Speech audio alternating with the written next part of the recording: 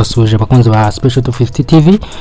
Reka tuganire ku bijyanye na tentative ndetse ngire n'inama ngira abantu bari muri tentative atarabona KYC mbere yuko amatariki bavuze agera. Hano vuga ngo rero zimwe mu nama nabanza kugira abantu nuvuga ngo mubanze mwibuke ko amatariki yo kuba mwarangiza kuba mwuzuza ibisabwa ari hafi.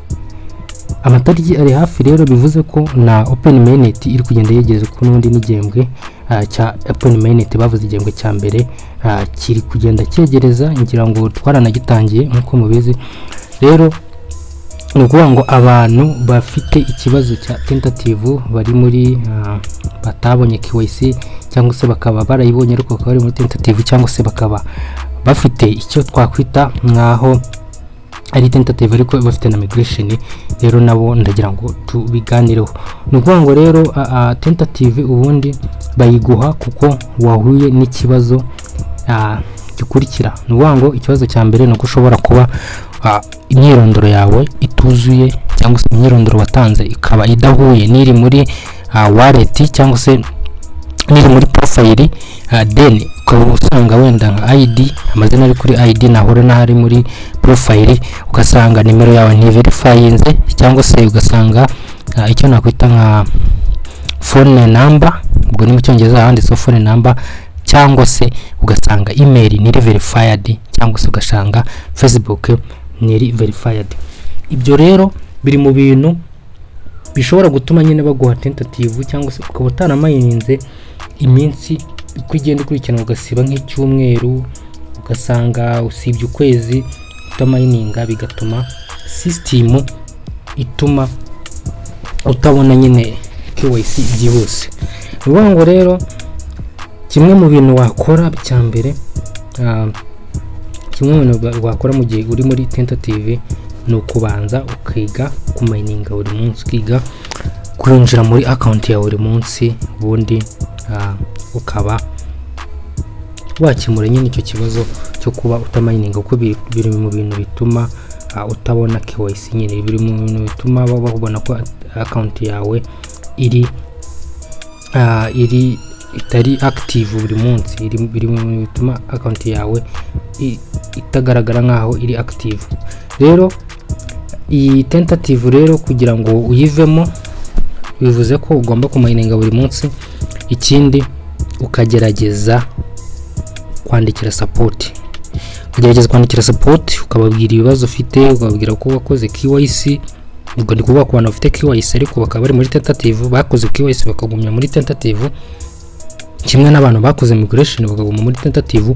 Abo bose mugomba kwandikira support mukababwira ati twebwe twujuje ibisabwa, twebwe twujuje imyirondoro isabwa, twakoze KYC twuzuza ibisabwa, then turamayininga buri munsi, ariko account yacu iyo tugiye muri KYC bagumya kutwereka ko turi muri tentative.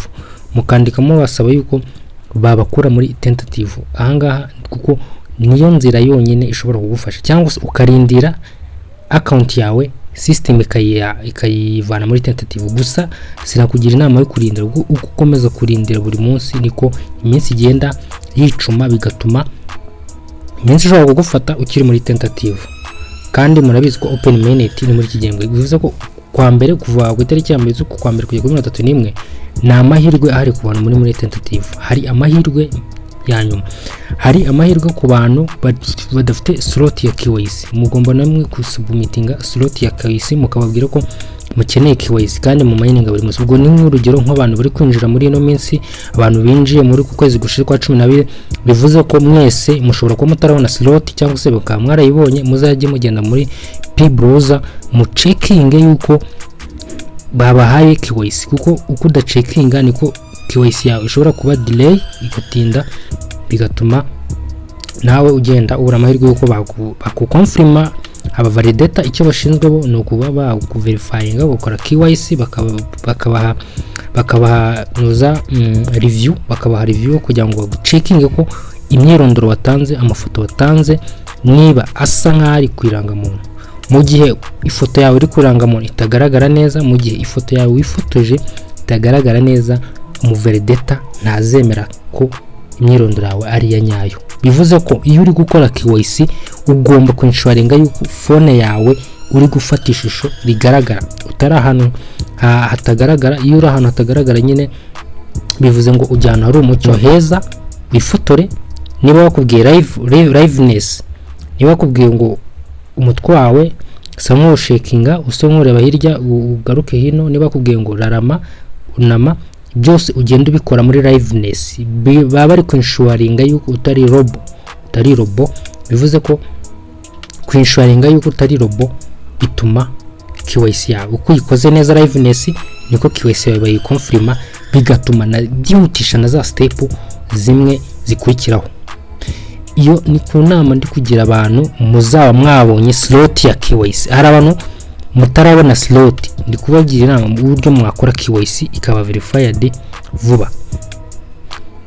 Ku bantu mutarabona migration, noneho mufite step ya 9 itaraba verified, handitseho ko iminsi 14 ugomba kuba yabaye verified. Zira minsi 14 hari igihe irenga. Dore impamvu ira minsi 14 irenga, nuvuga ngo system igenda ihabwa migration abantu step by step. Bagafata igikundi kimwe, bagafata wenda bakavuga ati uyu munsi turarekura migration ku bantu 100,000. Icyo gihe iyo bavuze ati turarekura migration ku bantu 100,000, ni abantu 100,000 nyine, ntago ari abantu miliyoni. Niyo mpamvu system itahita iha migration abantu bose. Nk'urugero, mu itangazo rishize bavuze ko abantu miliyoni 18 bakoze KYC neza. Muri miliyoni 18 bakoze KYC, abantu miliyoni 8 bonyine nibo babonye migration. Bivuze ko migration muri za miliyoni 18 hari miliyoni 10 zitabonye migration.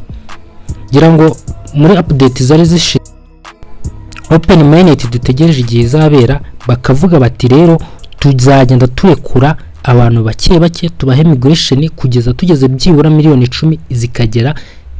Open Mainnet ikagera dufite abantu miliyoni 10 bafite migration. Bivuze ko migration step ya 9 ntabwo bayirekura buri gihe. Niyo minsi 14 bayanditseho ntabwo bivuze ko ari iminsi 14 nyine. Migration bayirekura bitewe na system uko iri ku verifying abantu. System ku verifying abantu benshi cyangwa uko ba upgradinga system yabo ba updatinga, niko igenda irekura abantu benshi babona migration. Ngira ngo no mu yindi advice nshobora kugira abantu indi nama, muzabanza muna checking ko application yanyu i-verifying cyangwa application yanyu ari ya nyayo. Ikindi mu checking kuri Google Play Store, kuri App Store bakoresha iPhone, mu checking yuko hari update nshyashya ya application, kuko iyo bakoze update nshyashya bavuze ko na system ba upgradinze hari ibintu bishyashya bagiye bashyiramo. Ngaho uko rero niwango ku bantu muri tentative, icyo mukora no kujya muri profile yanyu mukareba ko mwujuje ibisabwa, email verifying, phone number n'ibindi bigiye bisabwa na Facebook. Then mukahita mujya ahantu handitse ngo support, mukajya kuri support munyeze muri app ya Pi. Then mukareba handitse support, mukagira ngo nakoze video ibyerekana mukuza ibisabwa, mukashyiramo email n'ibiki byose, mukandika n'impamvu mukeka ko baba barabahaye tentative. Then mugachecking. Bivuze ko uko muzasubmitinga neza ibibazo byanyu mwahuye nabyo, uko bikora buri gihe ubibutsa, niko system cyangwa se core team uko bikora buri gihe, niko core team ishobora kuvuga ati reka duhe uyu muntu KYC cyangwa tumurekurire tentative. Gusa ikintu cya mbere cy'ingenzi nuko mwiga ku mininga buri munsi, mukareba team yanyu ira cycle team, ngo ira bara abantu muba mwaratumiye, mukareba ko nabo mininga buri munsi. Ikindi mugacekinga ko banakora KYC cyangwa bayifite, mukazamubibutsa bari abantu, mukazamubibutsa nabo bakamininga bari muri team yanyu, kuko bituma system verifying cyangwa se imenya ko account yawe cyangwa se cycle yawe irimo irakora neza. Ngayo nguko nibyo najyana ngo mbabwire ku bijyanye na tentative, ku bijyanye na KYC, ku bijyanye na slot idahari ya KYC. Nibyo ngibyo, ubwo mugerageze mubikurikize. Mbibutsa rero gukora subscription, muna sharinga n'abandi video nk'iyi. Imana ibarinde, murakoze.